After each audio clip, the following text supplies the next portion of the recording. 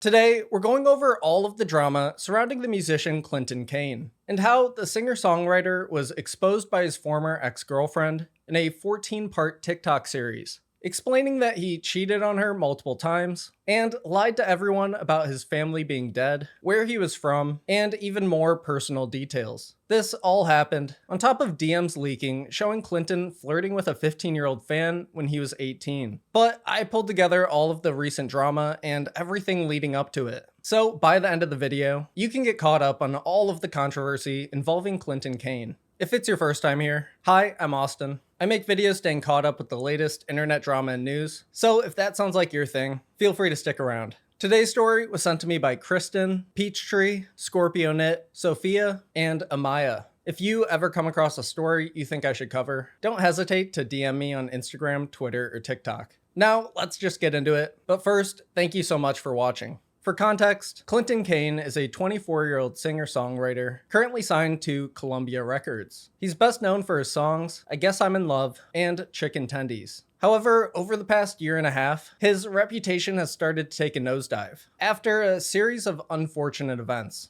which began back on April 5th, 2023. When a content creator named Zach Sang, who is good friends with Clinton Kane, brought up his pattern of fabricating lies during an episode of his podcast with Clinton's ex-girlfriend's podcast co-host, Tana Mongo. I just found out that Brooke was dating Clinton Kane. I had no idea that's who the guy was. Yeah, and I can't wait for there to be a Netflix 4-part documentary about that.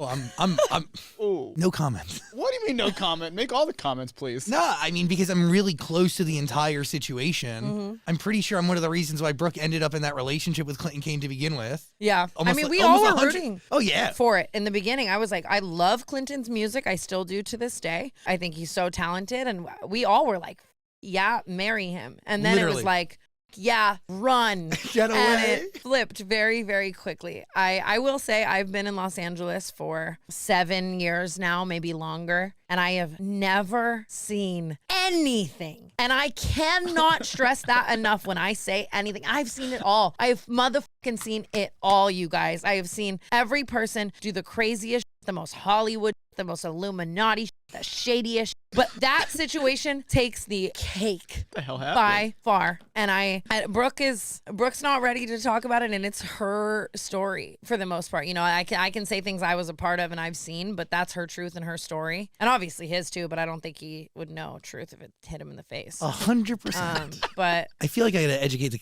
the class. In a nutshell, allegedly, Clinton Kane, who you may know from TikTok, he wove together this entire narrative that he had lost his mother. Oh, yeah, he told us that on the show. and there were a lot of comments. Yeah. That's actually kind of It's where it all started. where it all started. Allegedly, Clinton Kane has lied about his mom being dead, even though he's released numerous songs about it, an album about it. Oh, yeah, he wrote a hymn. Brooke, please don't fucking kill me, okay? They brought it up. These allegations about Clinton lying about his family being dead led to Brooke Schofield, Clinton's ex, talking more about the situation 2 weeks later. On April 21st, during episode 31 of the Cancelled podcast. The section about Brooke and Clinton's past relationship starts with her explaining her conflicted feelings over Zach being the one to break this story about Clinton's lying, saying that it feels weird that he tried to do it during a podcast with Tana when Brooke wasn't even there to answer anything or speak for herself. Then Brooke continues by adding, Of course, I was really, really sad about the breakup, like as anyone would be. But like, I couldn't say anything online about like what happened. I said he cheated on me. The way that I reacted to that breakup and how much it affected me did not match he cheated on me. You know what I mean? And like, it was this huge, like extreme lie situation that was like so much bigger than that. And like,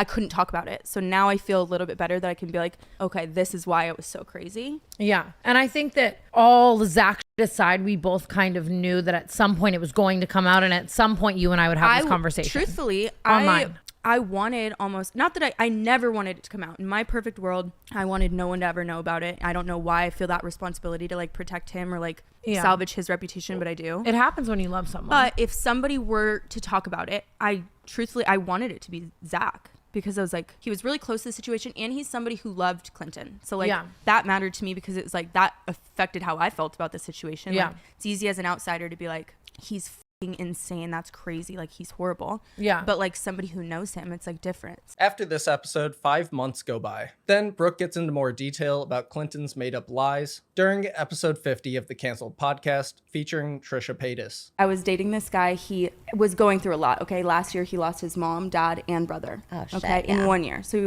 was going through a lot. Yeah. Our whole relationship was about that. Like, every time I would do something, it's like, you remind me of my mom, and like I can't even talk to her anymore. Every night it's like I'd be working and he'd be like, get home. I'm like, I'm crying. I'm going through so much, like, because my mom died. Yada yada. That's dark, yeah. I find out mom's alive, brother's alive. Oh, I heard this. This was on the Zach Sang show. Yes. Oh, He just my. like, he literally made it all up. He lied about his age. He lied about where he was from. He's not Australian. Like And was a lying cheater on top of that. and cheated on me like serial cheater. What? Where is he now? Is he making content? Is he just living his life He's online? a musician. He's performing straight up festivals. He just did Lollapalooza. It's awful. It's awful. I have been streaming his new song. To be fair, you played it in the car the other day. Great artist, honestly.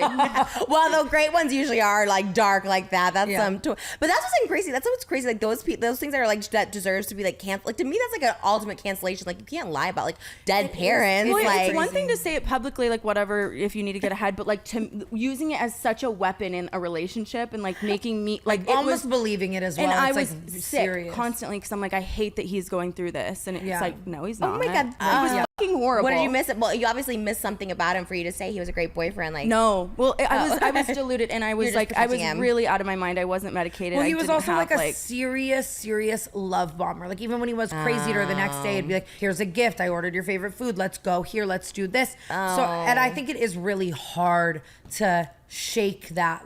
when was this? Was this last year? This was when the Xanax thing ended up happening. No. This Oh was my last year. It was dark for a sec. Why did he do it? Did he tell you why?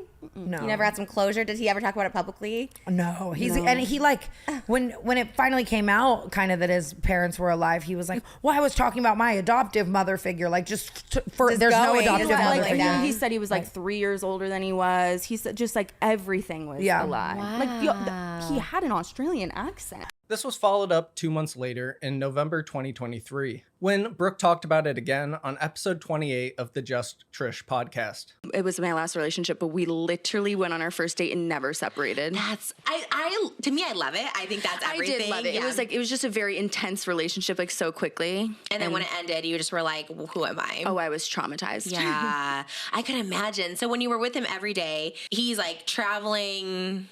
Yeah, he was a singer, so he was doing a lot of like moving Shows. around. He wasn't really doing shows at the time. He was putting an album out, so it was just every day, like In the watching studio. him work every day. Yeah, Wow, and you just and I loved was it. like, dee. I didn't have a podcast, so I was like, oh my god, like. Oh, so you guys were on break from the podcast. Yeah, it was like exactly. It filled that exact like little time frame. What were your friends saying? Like, what would like Tana say? Which like we never see you. I feel like they all like thought it was different than it was, so they were like really happy for me. They were like, "Oh my god, Yeah. like, yay, he's so successful." Yeah, He wasn't that. I mean, but you don't talk about him. no, I do sometimes. Is it just like hard? Because you said that was your hardest one. That's when you lost a bunch of weight. Yeah, it was just like a really traumatic ending. So Yeah, we talked about it when I was on your canceled podcast, which is like crazy for people who don't know. I mean, there's just so much into it. Like I get bits and pieces of it here, and I'm just like, this was an insane one. This was great. Just the lies, so many lies. yeah, and it was like I feel like that was the closest I'd ever been to a person, literally ever. And then it was just an imaginary person. Like I knew nothing about him. Like that's so scary because you're like invested in his life. You become one with him, and you're just like, you what's think you're this? so close to this person, and then you find out that you like, where are you? I don't know where you're from. Did you ever find out anything real about him? Like, do you think anything was real or legit? Yeah, I was doing like a lot of research like throughout the relationship too, because I kind of knew, like I could tell. You know when someone's lying to you about like Really? certain things, and like or like you can tell when somebody's like making up lies on the spot, and I'd be like, that's just not a real story. I wonder why. Do you know why he was doing it? No. He's just compulsive liar, maybe. He just couldn't help himself. Something like definitely probably had happened where he felt like he had to do that, but Yeah. I'm like, I don't know where you're from. Like, is your accent even real? What kind of accent did he have? Australian. Was it real? I mean, he's not from Australia, Oh, so I don't know.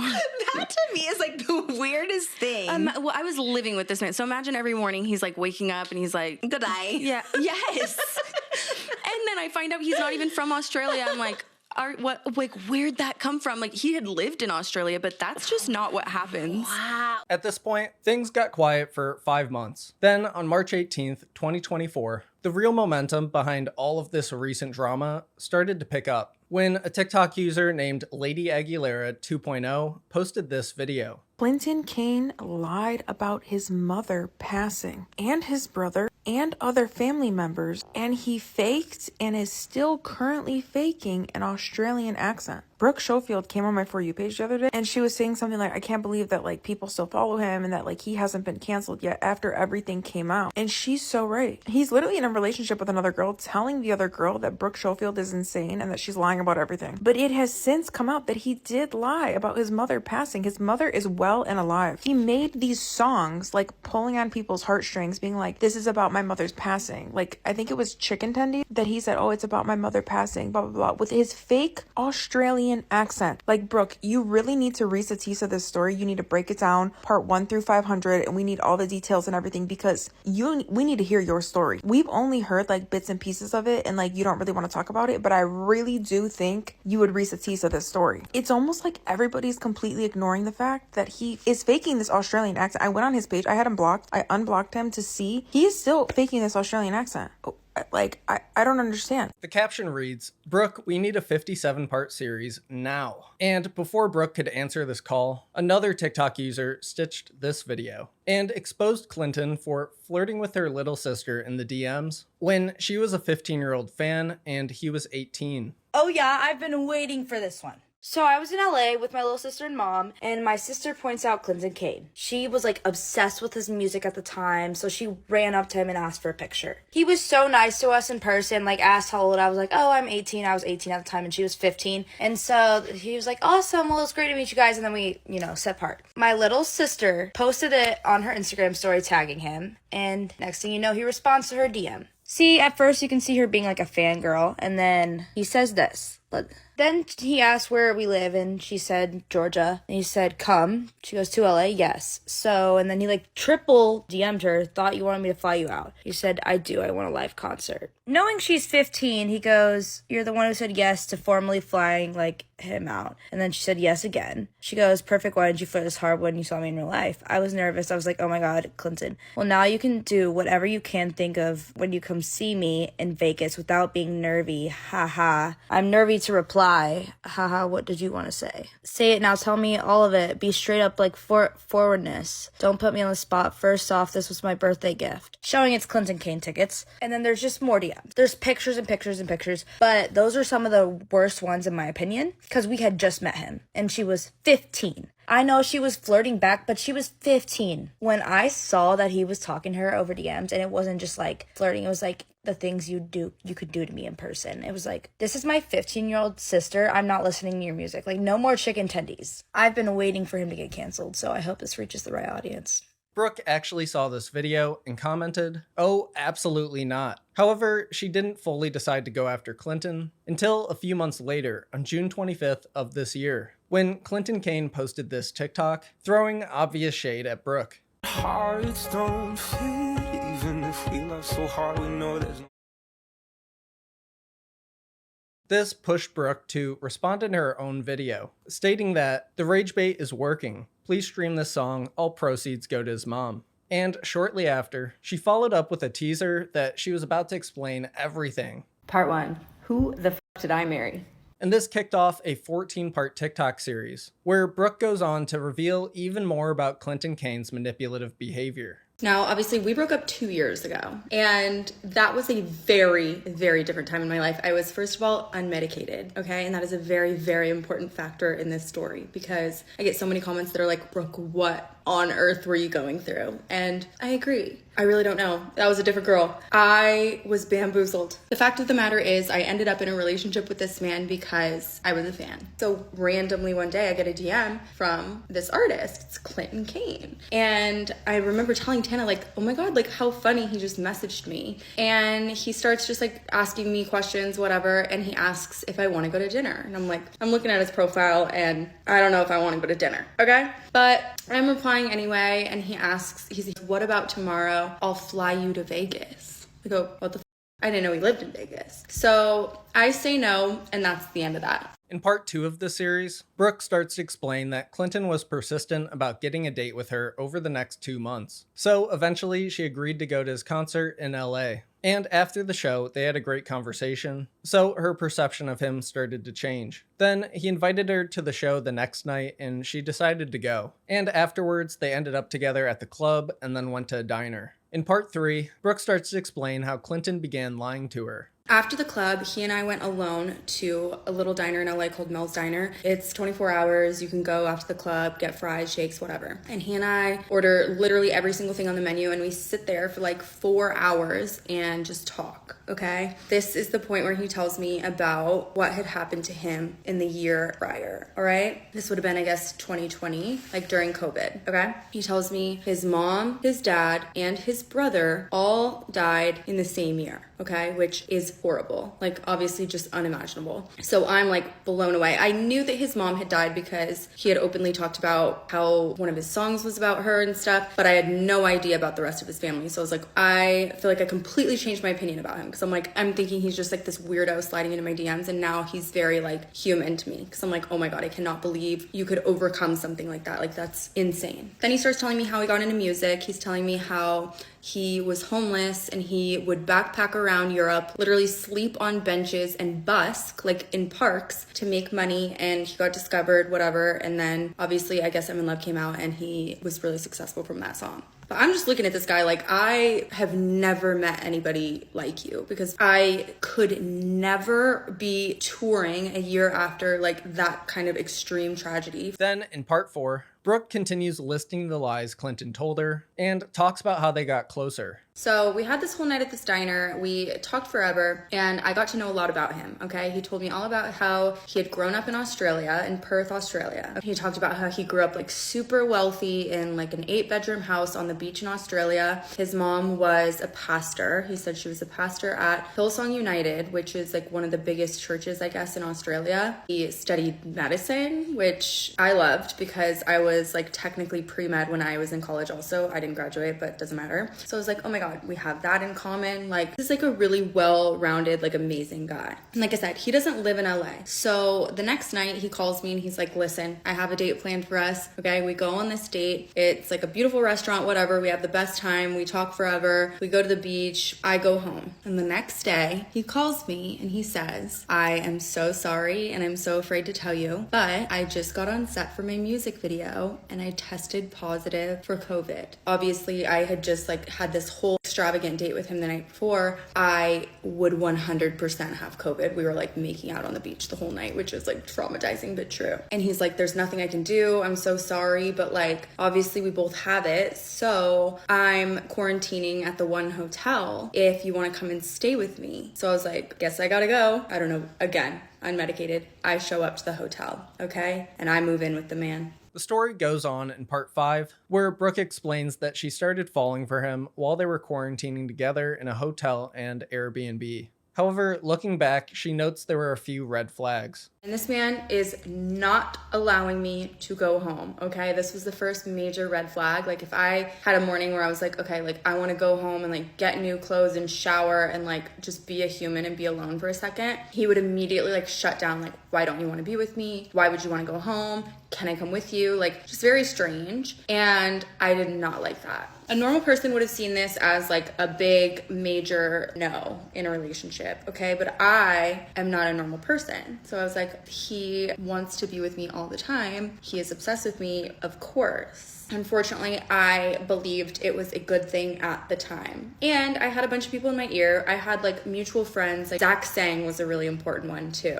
We were all hanging out together all the time. And when Clinton like maybe wasn't around, I would have these people in my ear like, Brooke, if you do not date this man, you are so stupid. Like, first of all, he's gonna be huge. He's so talented. He's so special. He has like the most amazing story, like, you have to date him, okay? And one thing about me is I'm easily influenced. So I start dating the man. In part 6, Brooke talks about a trip that her and Clinton took to Joshua Tree National Park, sharing that on the way there, we get pulled over. When the cop asked for license and registration, he gave his license, his Australian license, and he gave the registration to the car, which was not his. Not his car. So I thought that was strange. And then the cop is like reciting his information back to him, and he says, you were born in 1999. And I am under the impression that my boyfriend is a year younger than me, okay? And this would make him like 4 years younger than me. I'm like, that's really strange. But we keep going, and I ask him about it, and he's like, that's a fake ID. I got it mixed up. We got lucky. And I'm in my head like, that doesn't happen, but whatever. Also,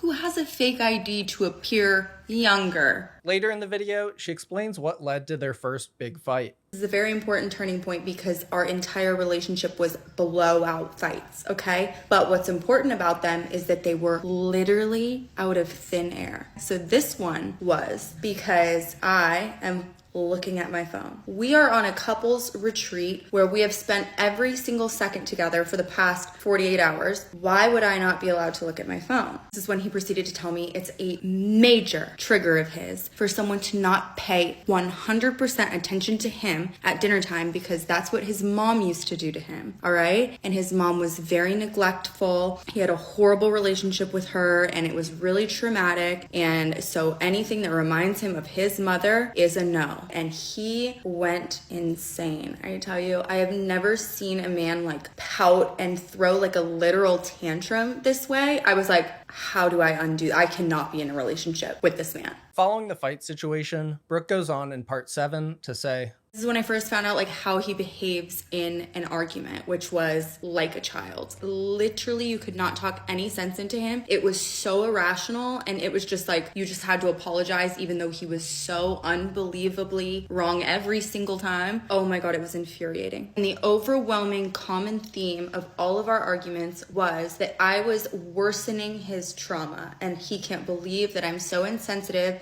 to everything that he has been through. I remind him so much of his mother, who was so horrible to him, and I should be way more sensitive to everything that he is going through. And of course, I get that. You know what I mean? Like, the man lost 3 family members in 1 year. I'm like, he is going through a lot, so I have to give him like a little bit of grace. During the remainder of the video, she talks about how she felt like she needed to be a mother to Clinton because of how wild he would act. And she goes into detail about this specific situation. I would go out with my friends. Like, I remember one night I was at dinner with Tana, and he's blowing me up, like literally sending me novels about how he drank an entire 5th of vodka. He's gonna drive. I need to get to him right now, or he's gonna do crazy things. Like, it was just so manipulative, and I was not equipped. The story goes on in part 8, and Brooke shares how they were together pretty much 24/7 over the next couple months, with Clinton doing a big album rollout. This included him going on the Zach Sang podcast, which we showed a clip from earlier. Clinton's episode happened a few months before that, and Brooke describes it like this.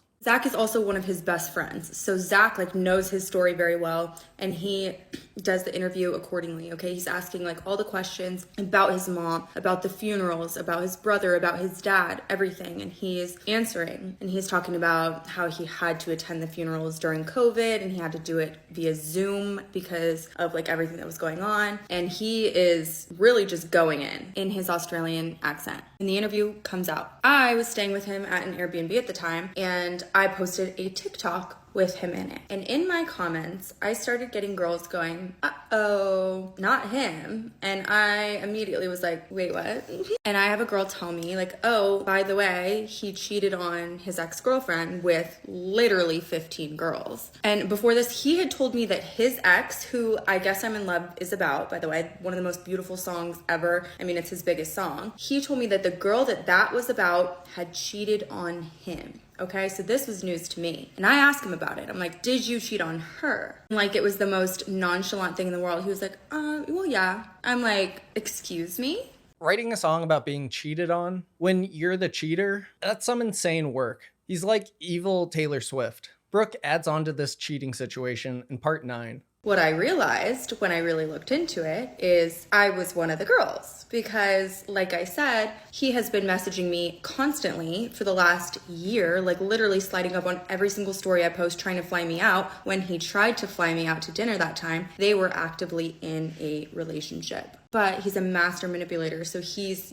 telling me like, I was so removed from that relationship long before we broke up and I should have just called it off and I would never do something like that again. And they were long distance. Like she lived in New York and he lived in Vegas. So it was like they really didn't spend a lot of time together. And like somehow the way that he described it to me made it seem like less bad. It was horrible. But I didn't let it go. And that was at the top of my mind. After this, she talks about how Clinton called his manager, and for some reason, he really wanted to take down this Zach Sang interview. Brooke continues in part 10 by saying, I'm in bed with him when he is on a call with his manager, and he is begging his manager, telling him, whatever it takes, I need you to have that interview deleted. And he's talking about the Zach Sang interview that I referenced earlier. And I am like, what's going on? I hadn't seen the interview yet, but Zach's one of our best friends. Like, I was like, what could possibly be in this interview that is so bad that he wants it off the internet? But like Clinton's telling his manager, like, I don't care, like, just get it down. So in bed next to him, I get on my little phone and I go to the interview and I start to read the comments. I see someone write, this is really strange. I don't know where this Australian accent came from. He is not Australian. He is from Brunei. I grew up with him. I went to school with him and I saw his mom last week.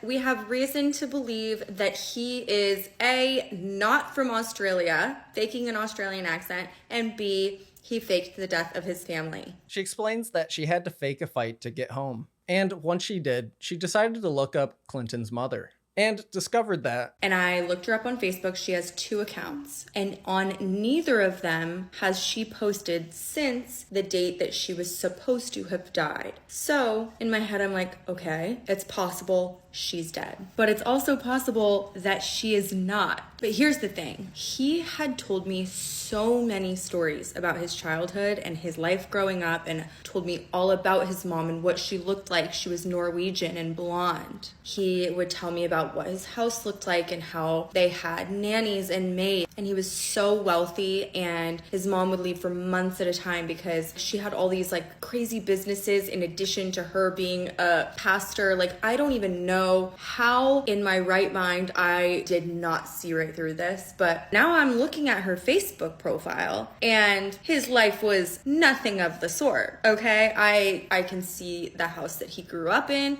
Brunei, by the way, not at all in Australia. Keep in mind, I live with this man and he has a fucking Australian accent. His mom is obviously Asian, as is he, which, like, why would you lie about that? It's such a strange thing to lie about. Everything was fake. So while I can't immediately tell that she is alive, I can tell that he is a extreme pathological liar. At this point, Brooke's come to the conclusion that she doesn't really know anything about the person she's been dating, saying that it was genuinely the worst feeling I've ever felt in my entire life. I've never been lied to in that way, but like, I spend so much time with this person. He's my best friend. I'm in love with him. I am dating him. Like, he's the closest person in the world to me, and he made himself up. And just like my nature, it's impossible for me to get rid of somebody. So I knew, like, what I know, I have to break up with him, and I didn't want to. So I was like what the do I do? But I did text him and I said, listen to me. I'm going to give you the opportunity right now to tell me if there's anything that you've lied to me about at all. And he racked his brain for all of 5 minutes before he told me I had lied about my age. I am 22 years old. All that, and the only thing he wanted to admit to was that he lied about his age. The conversation continues in part 12. I confront him. I show up there the next day and I'm like, listen to me. This is what I know. You need to explain yourself right now. And when I tell you this man is so good at his job, because here's the thing, I'm here accusing a man of faking his mother's death, okay, with no hard evidence. I have evidence that he lied about the conditions in which he grew up, but I'm not sure that she's alive. So I can't, like, with full confidence, like, come at him in that way. So I'm kind of hoping that he just, like, confesses, and he doesn't. He made me feel so fucking horrible for ever possibly accusing him of lying about something like that, because who would ever lie about something like that? And I felt so disgusting and so guilty, and I literally could not, I thought I was going crazy. After this, Brooke explains that she knows she was wrong, but she continued to stay with him. But I admit my fault. I stayed with him. And I know I was wrong. I don't know what I was thinking. Looking back on it now, I'm like, are you literally kidding? But I stayed with the man. I still had my doubts, okay? Now all of a sudden I'm watching him differently. Every single thing that he says, I just assume is a lie. And we're fighting constantly about everything. I remember one night he started hysterically sobbing because I said, as a joke, that Kid Rock was hot. Then, in the last big part of the series, Brooke goes into more detail about Clinton cheating on her. He was, in fact, cheating on me with so many people. Like, literally, and like I said, we spent every single second together. So if I, like, matched up the timelines, it would be like we were, like, laying in bed watching Bridgerton, and he'd be, like, sending a pic to somebody else. So that was something. And that is ultimately why we did break up. But what's interesting about that is we broke up because I accused him of cheating, and he couldn't believe I would ever have the nerve. He was fully cheating on me. Can you believe that? Like, he broke up with me. Like, how embarrassing is that? I shouldn't even tell you that. Then she talks about confronting Clinton directly regarding him lying about his mom dying. So we're on the phone and I'm hysterically sobbing and I'm asking him, how could you do this? Blah, blah, blah. Do you need to be institutionalized, etc.? And I ask him, why did you fake the death of your family? He denies it. And I then tell him, I've been talking to your mother. I had not been talking to his mother, but that got him. He finally admitted that he did, in fact, fake the death of his mom and his brother. His dad is dead. Not that that's a good thing, but there's 1 out of 3 that are dead. The rest are still kicking. So I guess it's like a positive. If you think about all his songs about how he like just wishes he could talk to his mom one more time, it's like, call her. Brooke wraps everything up by saying this. Anyway, it has now been 2 years since we've broken up, and he had the nerve to post a TikTok today saying that I cannot let it go. And I just want to go on record and say, no fucking shit. Apparently his new song comes out on Friday, and the man will do anything to get a stream. So honestly, you guys, do him a service. He needs money for therapy. A couple days after this 14-part TikTok series was uploaded, multiple media outlets covered the story. And in the article on J14.com, Clinton Kane's representatives responded to everything Brooke just shared in a statement saying, Clinton Kane and Brooke Schofield had a brief 3-month relationship over 2 years ago. Brooke's recent comments regarding Clinton are untrue. Clinton was born in the Philippines and lived in Australia for a time as a child. Despite moving frequently, he considers Australia to be his home. He has never been disingenuous about this. In regards to his mother, Clinton was lucky enough to have a very special mother-like figure in his teenage years, who sadly passed. Clinton regrets the way this devastating news was communicated at the time. Clinton genuinely felt that he had lost an irreplaceable mother figure. Clinton was, and largely is, estranged from his immediate family. The public rehashing of these details is only an attempt to bring attention and focus on Brooke's podcast,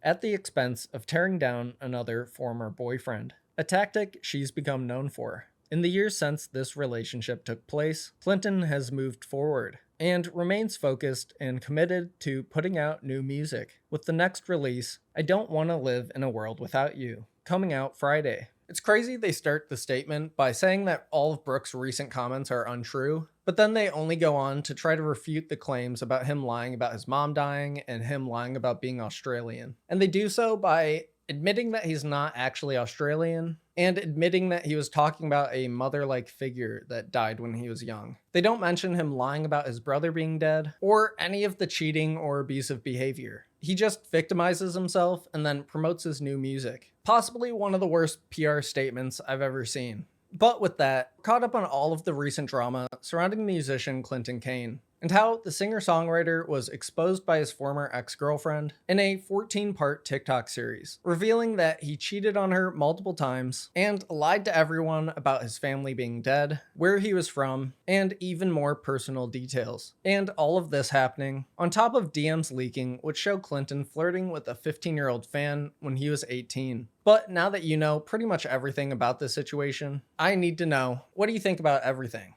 Please let me know that and any story updates or things I missed down in the comments. If you want to get caught up with even more internet drama and news, subscribe to either channel to catch the next story, or check out any of my recent videos. Thank you so much for making it all the way to the end, and I'll see you in the next one.